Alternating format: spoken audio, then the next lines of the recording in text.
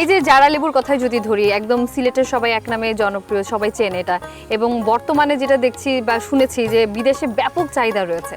তো বিদেশে যেহেতু রপ্তানি করা হচ্ছে জারা লেবু, তো ওই ক্ষেত্রে আসলে মানে আপনার কি মনে হয় যে কতটুকু লাভবান হতে পারছেন আপনারা? সঠিক বলেছেন। আসলে সিলেটের শুধু জারা লেবুই না, জারা লেবুর পাশাপাশি সিলেটের নাগামরিচ এবং কি সাতকরা, এই বিষয়গুলো আসলে দেশের বাইরে রপ্তানি হচ্ছে। এটা আসলে সিলেটের বর্তমান প্রজন্মের যারা কৃষক আছে এবং কি তারা যেগুলো নিয়মিত চাষ করছেন, তাদের জন্য অনেক অংশে এটা আসলে অনেক উপকৃত হচ্ছেন তারা আসলে এই রপ্তানিটা বাড়াতে। তো এটার দিন দিন এটার দিন যত যাচ্ছে এটার আগ্রহ তত বাড়ছে এবং কি নতুন প্রজন্মটা চেষ্টা করছে এটা আসলে আরও বেশি আকারে করার জন্য।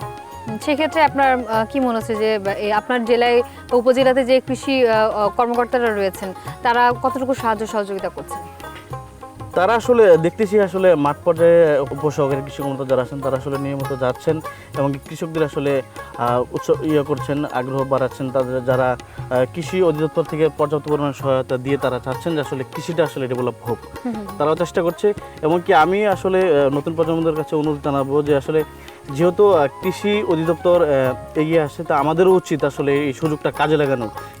এই সুযোগটা কাজে লাগিয়ে আসলে আমাদেরকে নিজেরা আসলে এগিয়ে যাওয়া এবং কি দেশকে আসলে অর্থনীতিতে এগিয়ে নেওয়ার একটা সুযোগ রয়েছে। আপনি খুব সুন্দর কথা বলেছেন এবং যেহেতু কাকা এখানে রয়েছে, এবং আরো একটা বিষয় বলতে চাই, এই যে মানুষগুলো পুরো জীবনটাই পার করে দিল আসলে কৃষির সাথে থেকে, তো তাদেরকে আমরা আসলে মানে কি প্রাপ্য সম্মানটা কি দিতে পেরেছি কিনা, আপনার কি মনে হয়? এটা আসলে অতুলনীয়। আপনি যেটি বলছিলেন, আসলে কাকা আমাদের পরিচিত একজন জারা লেবু চাষি। এটা হচ্ছে এই জৈন্তাপুরের যে লামাশ্যামপুর এলাকা, অনেকেই জানে আসলে চাচাই মানে অনেক বড় একটা বাগান করেছে জারা লেবুর।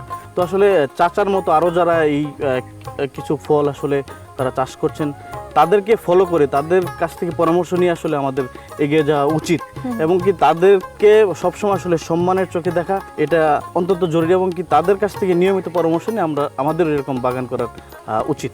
আপনাকে অসংখ্য ধন্যবাদ, খুব সুন্দর সুন্দর কিছু কথা বলেছেন। তো আপনি বাগান ঘুরে দেখেন, আমরা আবার কাকার সাথে একটু কথা বলি। জি, ধন্যবাদ। ধন্যবাদ কাকা।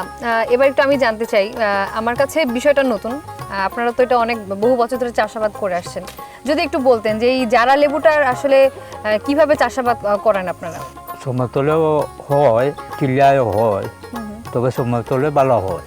আচ্ছা, আমরা তো জারা লেবুর গাছ থেকে একটা ডালও কাটিং করলাম, ক্লুব বার করলাম, মনে করো 1.5-2 মাস পরে ওটা শিকড় আছে, ওটা কাটিবা মনে করো একটা জায়গায় খালি একটা জায়গায় ওটা রাখলাম, রাখিয়ে আস্তে আস্তে মনে করো ওগুলো পরিচর্যা করলাম, গোবর দিলাম, সার দিলাম, আস্তে আস্তে বাইর দিল, দূরত্ব বাইর দিল, 1 বছর পর বা 10 বছর ফল আয়, ওই রকমভাবে 7-8 বছর 10 বছর ফলন দেয়।